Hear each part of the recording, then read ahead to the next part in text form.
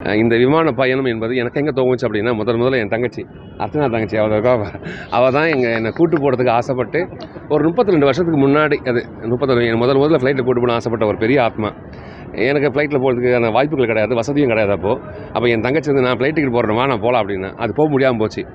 அந்த ஒரு வருத்தம் இருக்குல்ல, அது பெரிய வருத்தம். அது அண்ணாந்து பார்த்துருக்கேன் நம்ம விமானத்தை, எப்படா அதுக்குள்ளே போவோம், எப்படி இருக்கும் அப்படின்னு ஒரு பெரிய சந்தோஷம். அது நமக்கு வசதி கிடையாது, ஆனால் ஆசைகள் ஜாஸ்தி இருக்கும். எல்லாருக்குமே இருக்கும், ஏழ்மையாக பிறந்த எல்லா மக்களுக்கும் ஆசைகள் ஜாஸ்தியாக இருக்கும். ஆனால் அதுக்கான வசதி வாய்ப்பு இருக்காது. அந்த வாய்ப்பு இல்லாதவன் தான் நான். அதுக்கப்புறம் காலம் கடந்து போச்சு. அதுக்கப்புறம் ஃப்ளைட்டில் போகணும். அது முதல் ஃப்ளைட் விமானம் போது ரொம்ப அழகாக இருந்தது. இதை ஏன் எல்லாருக்கும் பண்ணக்கூடாதுன்னு நினச்சி நாங்கள் வருஷம் எல்லாரையும் கூட்டு போவோம். அதுக்கப்புறம் அருண் தம்பி பேசும்போது, ஏன்னா நான் இதை பண்ணுறேன் என்ன அப்படின்னு, அருண் தம்பி வந்து முன்னாடி வந்து நிறைய விஷயத்தை பண்ணான். அவன் வந்து பிஸ்மிலானியில் படித்தவன், ஒரு சூப்பர் ஸ்டார் பீஸான்னு ஒரு பீஸா கடை வச்சுருக்கான். ஒரு பெரிய கம்பெனியில் வேலை பார்த்துட்டு அந்த வேலையெல்லாம் விட்டுட்டு இந்த குழந்தைங்களுக்காக வேலை பார்த்துட்டே இருக்கான். யாரெல்லாம் கேன்சரில் பாதிக்கப்படுற மக்கள் யாருன்னு தெரியாது, அவங்களுக்கெல்லாம் மருத்துவ உதவி பண்ணதுக்கு ஃபோன் பண்ணி கேட்டால் போதும், யாருங்க எங்கே இருக்கீங்க அப்படின்னா அவங்களுக்கு மருந்து அனுப்புவான். அவங்களுக்கு தேவையான விஷயத்தை எல்லாத்தையும் பண்ணுவான். பெரிய ஆத்மா. இந்த ஆத்மா இதை பண்ணுது அப்படி சொல்லிட்டு நாங்கள் கூட இருந்து பெரிய சந்தோஷம். பணம் எப்போ நான் சம்பாரிச்சிக்கலாம், மக்களை சம்பாதிக்க முடியாது. ஒருத்தர் சந்தோஷம் ரொம்ப ரொம்ப முக்கியம். இன்னொருத்தர் சிரிக்க வைக்கிறது இந்த காலகட்டம் ரொம்ப மோசமான கட்டமாக இருக்குது. இன்னொருத்தர் சிரிக்கும் போது நான் சிரிச்சிருவேன். அப்போ சந்தோஷத்தை கடத்தணும் அப்படின்றதுக்காக மட்டுமே அருண் சந்தோஷத்தை கடத்திட்டே இருக்கேன். அதில் நாங்களும் இருக்கோம். என் தங்கச்சி எனக்கு கடத்தினா அவள்.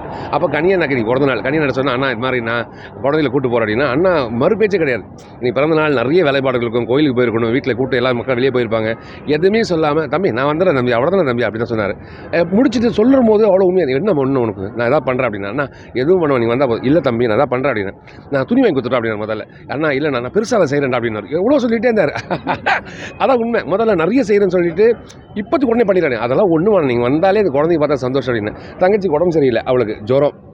இவங்களுக்கு ஃபோன் பண்ணி தங்கச்சிமா நாளைக்கு போகிறோம் அப்படின்னா, அவ்வளோ நானும் வந்துடுறேன்னா இன்றைக்கி ஜுரத்துக்கு மாத்திரை போட்டு வந்திருக்கேன். அதுதான் என்ன காரணம் அப்படின்னா, சந்தோஷத்தை கடத்துறது மட்டும்தான்.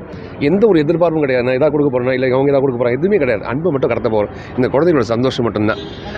வாழ்கிற காலம் ரொம்ப அழகாக இருக்குன்னு சொல்லுவாங்களே, சாவர காலம் தெரிஞ்சால் வாடுற காலம் முடியாது சொல்லுவாங்க. இது நான் எல்லாம் சொல்கிறது தான். அந்த தேதி நம்ம நெருங்கி வர சொல்ல பயம் வந்துடும் நமக்கு. அந்த பயத்தை கடக்கிறதுக்கு என்ன காரணம், நான் பாசிட்டிவாக இருக்கணும். அது முரளி தம்பிக்கு ஃபோன் பண்ணி சொன்னேன், முரளி வாடா தம்பி அப்படின்னா, முரளி அவனுங்க நீங்கள் ஷூட்டிங் கேன்சல் பண்ணி வந்திருக்கான். என் கூட மதன், அப்புறம் என் கூட 2 ஆண்டு வந்து இளையராஜாவோட பையன் வந்து அங்கே இருக்கான், தம்பி ஸ்ரவன் வந்திருக்கான், சாய் வந்திருக்கான். எல்லா உறவுகளும் ஒன்றா சேர்த்துருக்கோம். இங்கே எதுவுமே வேறு தொப்புள் கொடி கிடையாது, எல்லாம் என் தொப்புள் கொடி, எங்கள் தொப்புள் கொடி. அண்ணன் தங்கச்சி எல்லாம் ஒன்றா சேர்ந்து ஜாலியாக போய் அந்த சந்தோஷத்தை கடத்த போகிறோம். அவ்வளோதாங்க ஐயா. அதுக்கான இது முதல் துவக்கம் இல்லை, 2வது துவக்கம். தேன்மொழி மெமரியல் ட்ரஸ்ட் மூலியமாக இதை ஆரம்பித்து 2வது வருஷம் போகிறோம். அதுக்கு முன்னாடி போய் தான் இருந்தோம். இப்போ இதை கடத்தி அவங்கள்ட்ட கொடுத்துட்டேன். நாளைக்கு என் நிலமை எப்படி இருக்குன்னு தெரியாது, அதனால் அவங்கள்ட்ட தர பார்த்துட்டாரு. இதுக்கப்புறம் அவன் பார்த்துப்பான், சூப்பராக பார்த்துப்பான், நல்லா பார்த்துப்பான். தங்கச்சி ஜெனி இருக்கா, அவளுக்கும் பெரிய வாழ்த்துக்கள்.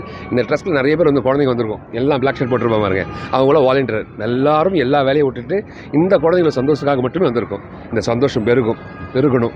அதனால் உங்களோட வாழ்த்துக்களை தெரிவித்தா மட்டும் போதும். நீங்கள் எதுவும் கொடுக்க வேண்டாம், சந்தோஷத்தை மட்டும் அந்த குழந்தைங்களுக்கு கொடுத்துட்டு போங்க.